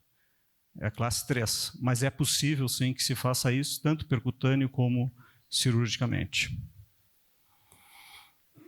Bom, outro tema muito relevante, que passa um pouco também pela questão da FA, é a dupla antiagregação plaquetária de longo prazo. Então, primeiro, todo paciente com síndrome coronariana aguda é de alto risco trombótico, senão ele não ia ter tido uma síndrome coronariana aguda. E todo paciente é candidato inicial para dupla antiagregação prolongada. 100% é candidato. Quem que deixa de ser candidato? Os pacientes com maior risco de sangramento. Né? Eu faço questão de frisar isso, porque se frisou tanto nos últimos anos que o sangramento é um risco que às vezes se aplica situações que é para aplicar em paciente de de baixo risco de sangramento, se aplicam as noções do alto risco de sangramento. E daí está errado. Se o paciente só tem alto risco trombótico e baixo risco de sangramento, DAPT de longo prazo. Não se fala mais nisso. Se ele tem alto risco de sangramento, tem que tentar tratar o alto risco de sangramento, como o Dr. Carlos mencionou, nas situações de fibrilação atrial, né? Tratando a gastrite do paciente ou a doença péptica, ou controlando a pressão, como foi muito bem colocado. E se ele mantém esse alto risco, daí nós vamos ter que diminuir o tempo da duração da antiagregação plaquetária. Começando pelo mais extremo, eu acho, paciente que precisa ser anticoagulado, por exemplo, com FA, então, que a gente usaria terapia tripla, 2 antiplaquetários mais anticoagulante. Isso deve ser feito por muito pouco tempo. 1 a 4 semanas só. Quanto maior o risco de sangramento, menor a duração da dupla antiagregação plaquetária. Do ponto de vista da intervenção, quanto melhor foi o resultado da intervenção, menos tempo também precisa de antiagregação. Então, o hemodinamicista tem que ajudar a tomar essa decisão, dizendo se aquele stent ficou bem ou não. Pacientes com múltiplos stents, doença em bifurcação, muito cálcio, é um problema interromper precocemente DAPT, porque ele trombosa de novo. Mas, nessa situação extrema, 1 a 4 semanas. Nos outros pacientes que têm mais risco, não tanto alto risco de sangramento, a duração da DAPT passa a ser um pouquinho maior, sendo de 1 a 3 meses, para chegar, então, finalmente, no que não tem risco de sangramento, que a gente usa por 12 meses até. Quando interrompeu a DAPT e vai, pelo risco de sangramento, e vai usar um agente de longo prazo, se o paciente está anticoagulado, o agente de longo prazo passou a ser o clopidogrel. Clopidogrel mais DOAC, por exemplo, para um paciente fibrilado. Quando a razão de interromper é outra, por exemplo, e num paciente que já vem usando AS e TICA, ele pode parar com a AS e continuar só com TICA. Então, o esquema é um pouquinho dependente da situação clínica do paciente e como regra, DAPT forte no início e reduz ao longo do tempo. Tem considerações que estão assim, bastante bem estabelecidas no mundo em relação ao que deve acontecer dentro do laboratório de hemodinâmica. Então, usar a via radial, que eu acho que é esmagadoramente a maioria dos pacientes hoje no Brasil são atendidos por cateterismo e procedimentos via radial, é, sem dúvida, a via preferencial. Existem situações que é impossível, vai para femoral, para boa e velha femoral, com mais cuidado, mas evidentemente se reduz muito complicação hemorrágica ao utilizar a via radial. Praticamente 50% das complicações são associadas à via de acesso. Então, o cateterismo via radial é superior e tem estágio clínico randomizado mostrando que diminui mortalidade usar a via radial em detrimento da via femoral. Outra coisa importante é usar a imagem intravascular, né? Nessa diretriz chama a atenção que em lesões chamadas de complexas, que hoje são muito frequentes, a nossa população está envelhecendo, né? A gente usa estatina pela vida inteira, mas quando tem problema lá adiante, parece que as coronárias estão, né? Foi 10, 20 anos depois do que devia, ganhamos vida. Mas quando ela chega lá, é muito mais complexo do que era quando eu comecei a minha carreira. Então, lesões complexas no infarto são frequentes hoje, e usar a imagem intravascular para entender isso nas síndromes coronarias agudas é fundamental. Fundamental mesmo, nas lesões ditas complexas. Também fala aqui que a aspiração de trombo não é mais uma coisa para fazer de rotina.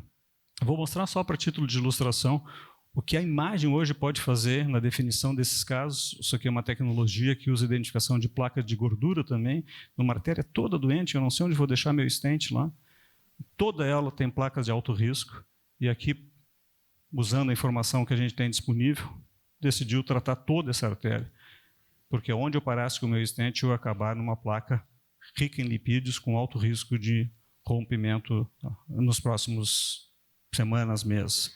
Aqui, um paciente com uma placa super calcificada, que não responde à angioplastia com balão, e isso serve para identificar uma terapêutica lá que chama intravascular litotripsia, que foi feita com eficiência nesse caso. E aqui, finalmente, uma placa que não era significativo. Subiu o troponino, o eletro alterou um pouco na parede anterior, mas a artéria, a DA, está ótima, só tem uns trombinhos ali. E a gente decidiu não botar um stent aí. Vamos dar remédio e ver como ele evolui. Porque a placa é pequena e é uma placa aerosada, só com pouco trombo, com um grande lumen e pouca área de trombo. E é assim que a gente fez. Bom, finalmente, suporte circulatório no choque cardiogênico está muito em moda, o balão está um pouquinho para baixo, mas é a única coisa que a gente tem, não tem impela para todo mundo, porque é extremamente caro para o nosso ambiente, mas ele recebeu recomendação 2A já nessa diretriz americana, porque lá é muito utilizado. Aqui no Brasil custa mais ou menos R$100 e poucos mil um impela para um paciente. E, finalmente, as coisas de longo prazo. Paciente que infartou ou teve síndrome coronariana aguda é um paciente de alto risco e ele tem que ser tratado como um indivíduo completo, cuidando da sua pressão, diabetes, colesterol de longo prazo. Isso é fundamental. Então, a nossa postura em relação ao manejo desses pacientes é crucial e tem várias páginas da diretriz que falam sobre isso, manejo de lipídios e manejo de vida a longo prazo, que faz parte da nossa cardiologia do dia a dia, eu não vou me deter aqui. Finalmente, eu queria repetir o convite para ver todos vocês no congresso da nossa sociedade, agora, em setembro, em São Paulo, né, o maior congresso de cardiologia da América Latina, com o maior número de cardiologistas, e chamar vocês também para o ano subsequente, que vai ser um ano maravilhoso, onde a gente vai ter aqui em Belo Horizonte o encontro dos departamentos da Sociedade Brasileira de Cardiologia, né, que o meu colega Carlos Miranda vai ser o presidente desse encontro. Eu tenho certeza que vai ser um sucesso absoluto e que, de novo, pelo sucesso que a nossa sociedade teve nos últimos anos, especificamente organizando o Congresso Mundial do Rio de Janeiro, que a doutora André, que está aqui, foi presidente, a gente, de novo, foi convocado pela World Heart Federation para ser sede do Congresso Mundial de Cardiologia, então, em 2026, no Rio de Janeiro, que vocês todos estão convidados. Então, eu espero vocês lá.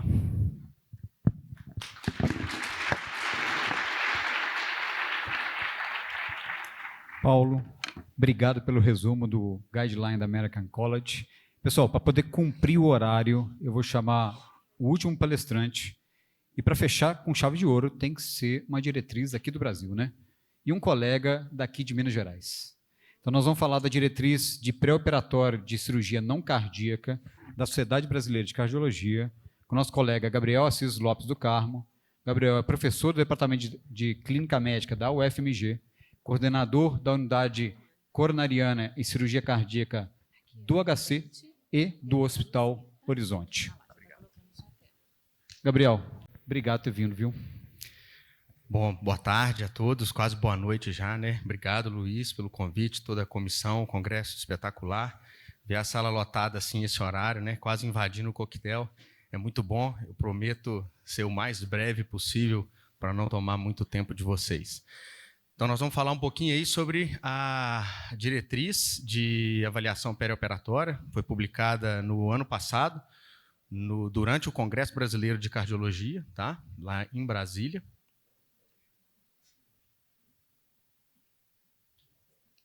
Não está passando.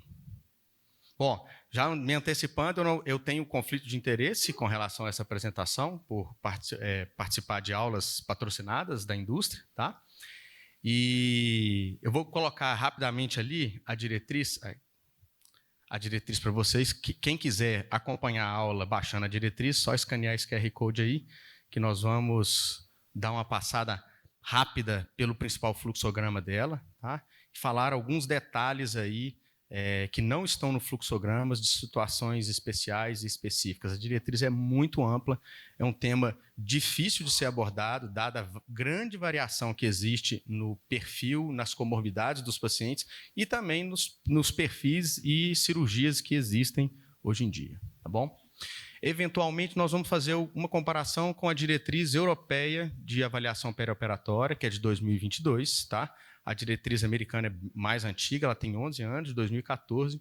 Nós vamos referir muito pouco a ela, tá bom? A gente começa falando aqui do fluxograma, que é a figura principal da diretriz, que é essa daqui. Ela mantém uma certa similaridade com a diretriz prévia, e começa avaliando o grau de urgência e emergência da cirurgia, tá? E se esse paciente ele tem uma necessidade de uma cirurgia de emergência, a gente vai com esse paciente direto da cirurgia. E aqui eu gostaria de enfatizar, já nesse primeiro ponto, um aspecto super relevante. Porque muitas vezes a gente vê no dia a dia do hospital o cirurgião entrando para um paciente, às vezes, de alto risco, né? Vai entrar para uma cirurgia de abdômen, um abdômen agudo, perfurativo, alguma coisa nesse estilo, e chama o colega cardiologista, ou às vezes não chama, e quando chama o colega cardiologista, ele fala assim, não precisa de mim não, isso aí é cirurgia de emergência, pode ir.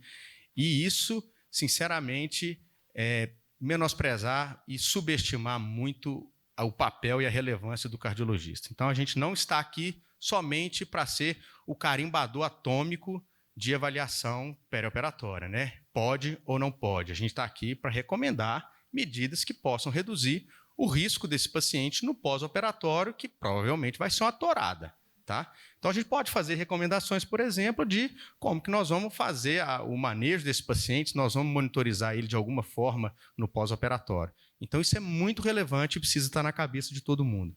Então, se sim, vai para a cirurgia, mantém as estratégias de cardioproteção e monitorização intra- e pós-operatória. Beleza? Se esse paciente não é uma cirurgia de emergência, a gente vai avaliar a presença de condições cardíacas ativas.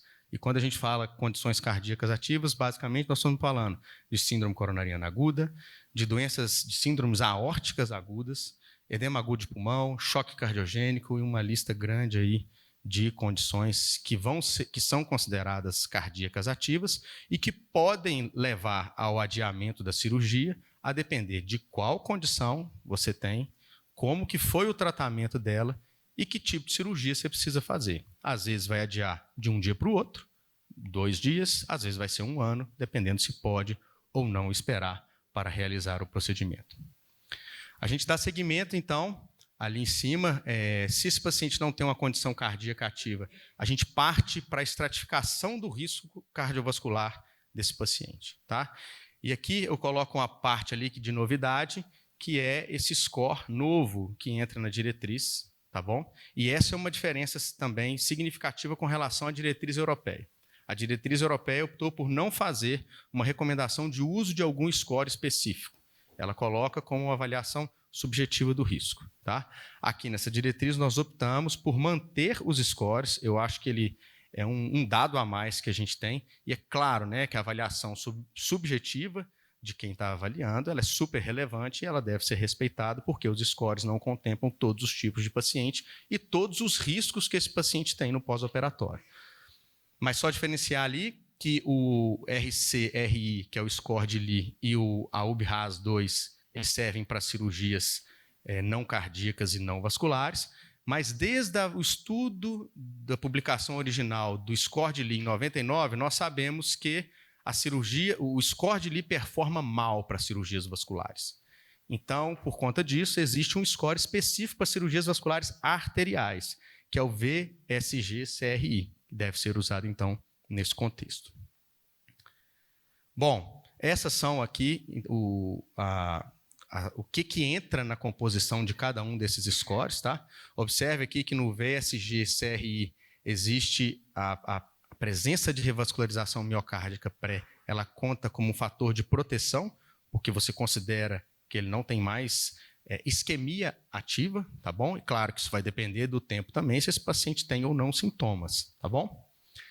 E nós classificamos o risco de acordo com essas 2 tabelas. O score de Lee e o AUB-RAS, nenhuma ou uma paciente baixo risco. No Lee, 2 variáveis, risco intermediário, 3 a 6, alto risco. E no AUB-RAS, então, 2 a 3 intermediário, 4 a 6 alto risco. Enquanto ali no VSG, até 4 baixo, 5 a 6 intermediário e 7 para cima o paciente é de alto risco perioperatório. A gente também tem uma novidade super interessante, que ela não entra no fluxograma principal da diretriz, tá? Mas ela é essencial, na minha opinião, em tudo que a gente vai fazer no dia a dia, né? Envelhecimento progressivo da população, cada vez mais comorbidades, pacientes sendo operados em condições que antigamente não eram operados.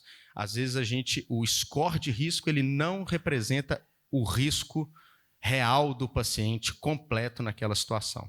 Então, a gente passa por uma avaliação de fragilidade do paciente, e essa avaliação serve também para reduzir a subjetividade dessa avaliação, que às vezes as pessoas não têm muito contato com pacientes idosos e só pela idade já fala, tem 80 anos, nossa, não vamos operar esse paciente porque esse paciente é de altíssimo risco. Não, é melhor avaliar esse paciente de acordo com algum dos scores disponíveis. Então, a recomendação da nossa diretriz é que deve ser feita essa avaliação rotineiramente em idosos submetidos a cirurgias de risco intermediário a alto e pode-se usar qualquer score de fragilidade, não existe estudo comparando os scores são diferentes, às vezes avaliam aspectos bem diferentes, tá? Mas todos eles acrescentam alguma informação. Na diretriz tem uma tabela com 5 scores sugeridos, inclusive com o link para você acessar a calculadora deles. Alguns são pagos, outros não. Tá? E a gente segue, então, no fluxograma. Após a gente ter avaliado o risco desse paciente em intermediário, baixo, intermediário, alto, a gente parte para a parte da cirurgia. Tá? Se o paciente é de baixo risco e ele não precisa fazer mais nenhum procedimento, tá? Em termos de exames e de pesquisa de isquemia, e ele deve operar imediatamente. Tá?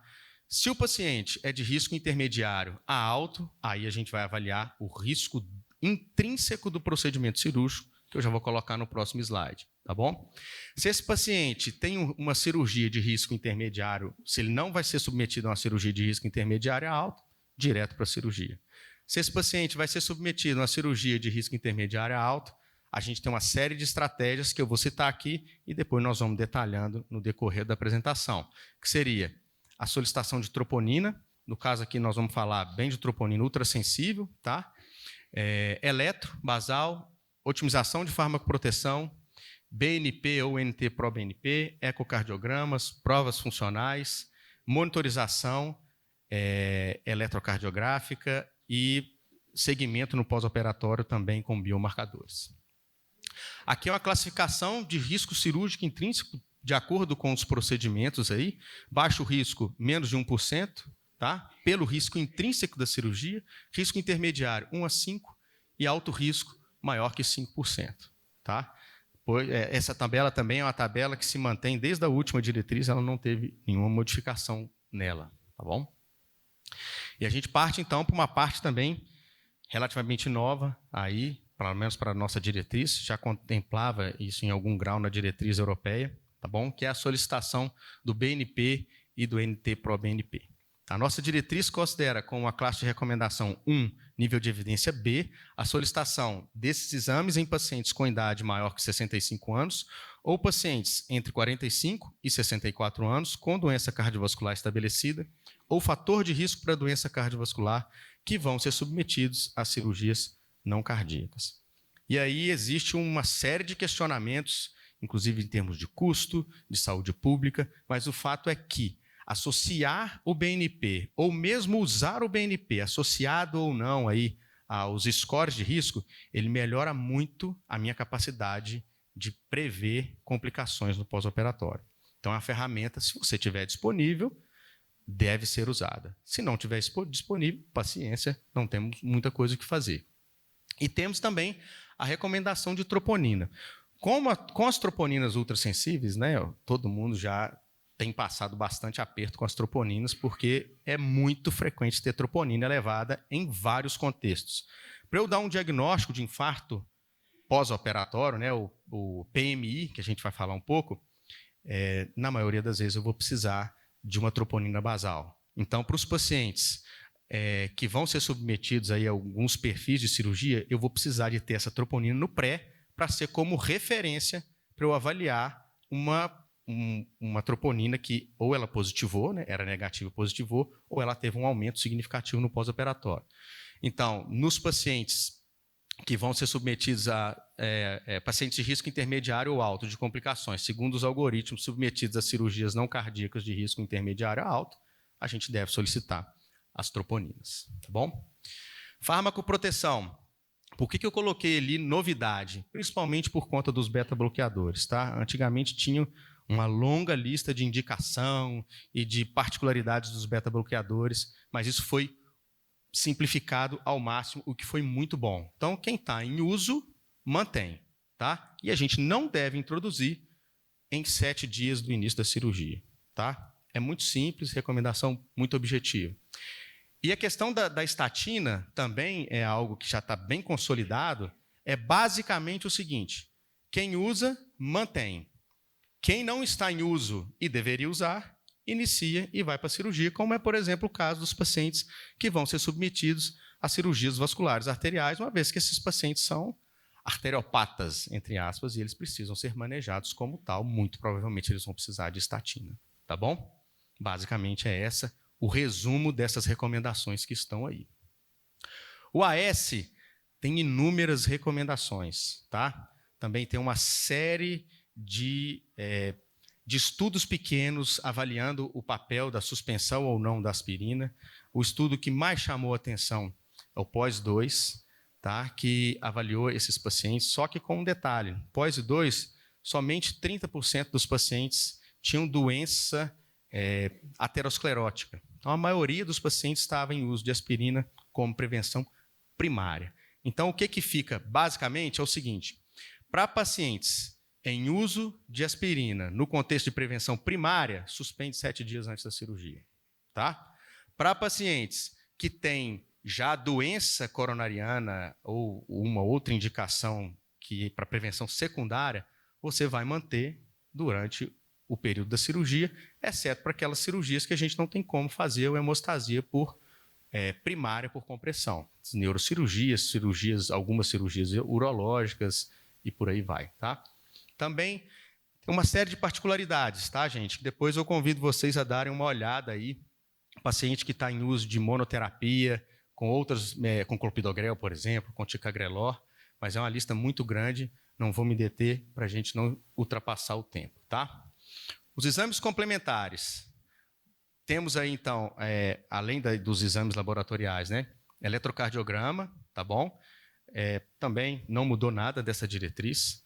As provas funcionais, aqui são só as recomendações 1 e 2A. A 2B está na diretriz, mas não está nessa figura, tá bom? Baixa capacidade funcional e risco intermediário.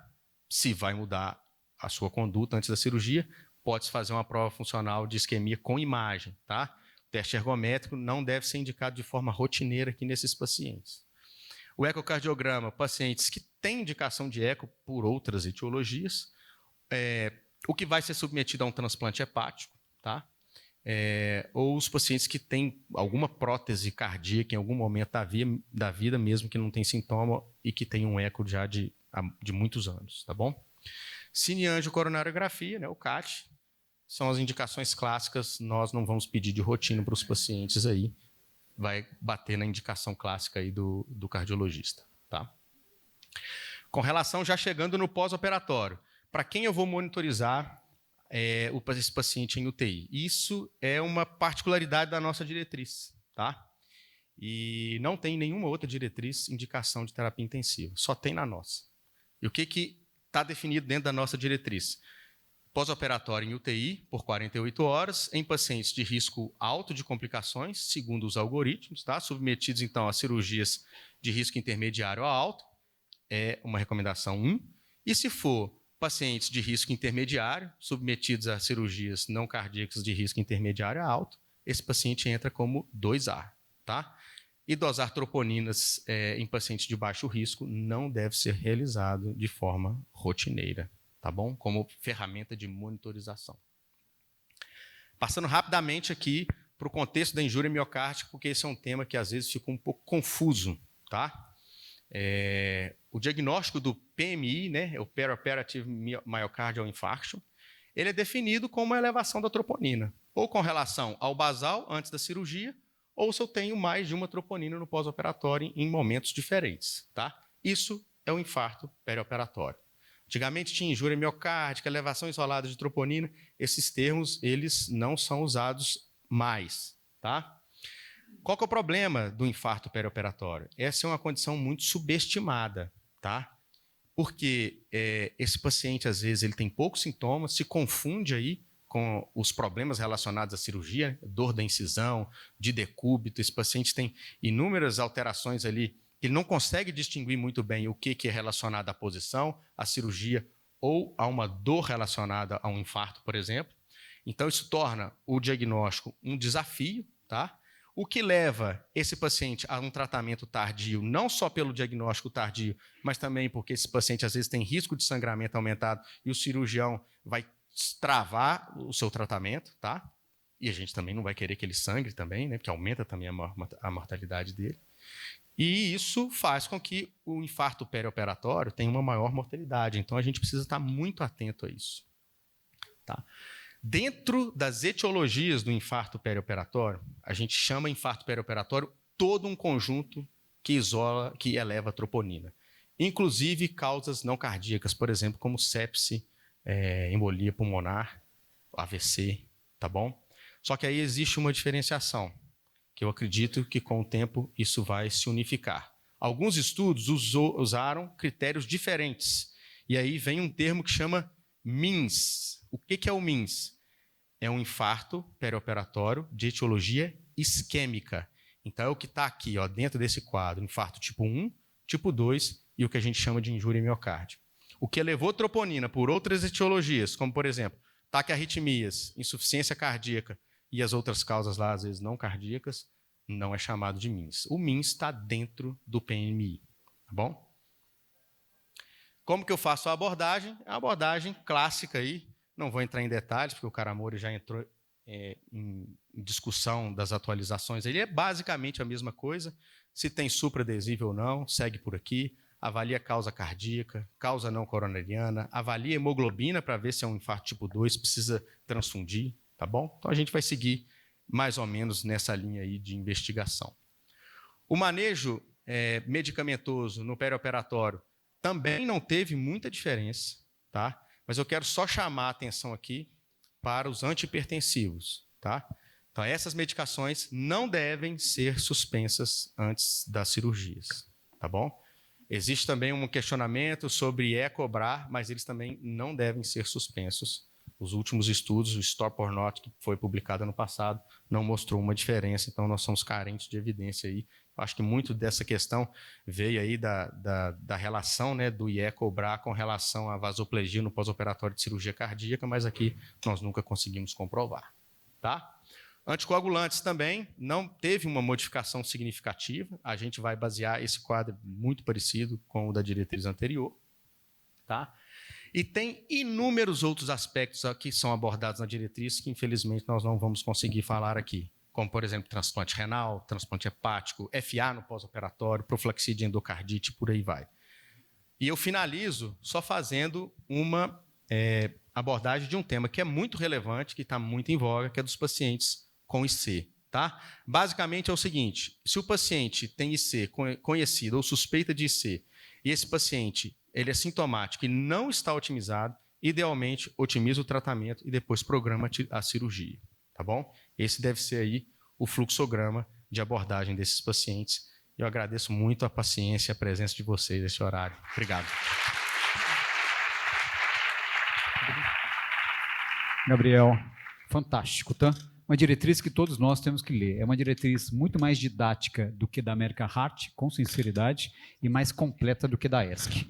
Pessoal, eu vou cumprir o horário de uma forma bem rigorosa, porque 6h30 a gente faz a nossa abertura. Então, para fechar a mesa, eu vou pedir 30 segundos para cada um de vocês, qualquer mensagem principal que vocês passam sobre a diretriz que vocês acabaram de falar. Nós falamos de FA, falamos de cardiopatia hipertrófica, falamos de síndrome coronariana aguda e falamos de pré-operatório. E aí a gente fecha a mesa. Combinado? Vamos lá, Carlos. Bom, o principal, FA não é uma arritmia. FA é uma síndrome, uma doença complexa que tem como a doença coronariana comorbidades bem determinadas que devem ser abordadas em todos os momentos, né? A anticoagulação é fundamental para a prevenção de AVC. Se o paciente sangue tem contraindicação, em 2025 nós temos que ocluir o apêndice desse paciente, está em diretriz, temos acesso a essa abordagem. E com relação a melhorar sintoma de paciente, nada melhor do que manter o paciente em ritmo sinusal. E o melhor para manter o paciente em ritmo sinusal é a ablação.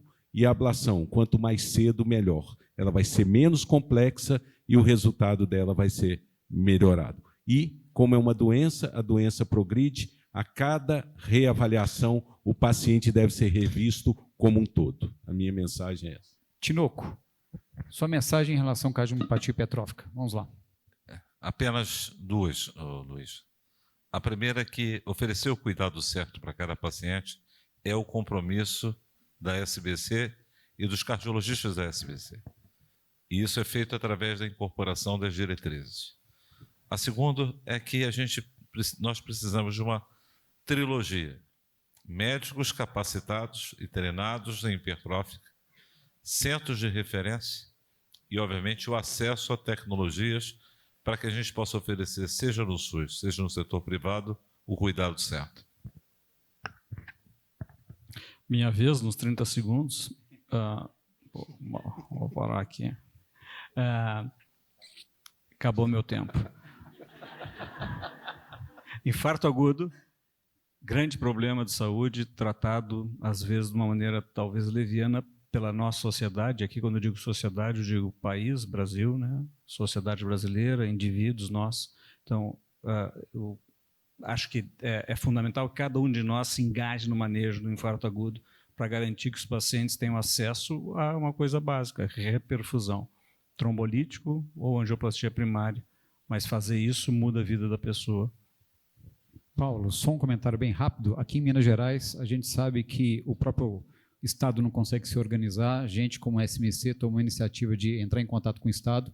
Nós temos um projeto hoje de tentar organizar a linha de infarto do Estado como um todo, tá? Desde a linha primária, trombólise, angioplastia primária, medicação, ambulância. Eu acho que é um dos papéis das sociedades de associação médica, tá? Gabriel. Bom, aqui o que eu gostaria de deixar é não subestimar o papel que cada um de vocês tem na avaliação antes de procedimentos cirúrgicos, sejam eletivos ou de urgência, tá? E gostaria de frisar individualização do tratamento, não apenas sigam os scores de risco. Nós sabemos os scores de risco, eles avaliam um lado das complicações, mas existem muitas outras complicações, inclusive não cardíacas, que impactam o prognóstico desses pacientes.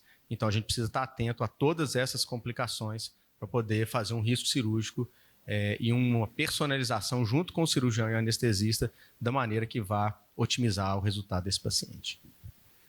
Paulo, de uma forma muito direta, obrigado pela parceria da SBC. Acho que juntos a gente é muito mais forte, com certeza, tá? Pessoal, obrigado pela presença de vocês.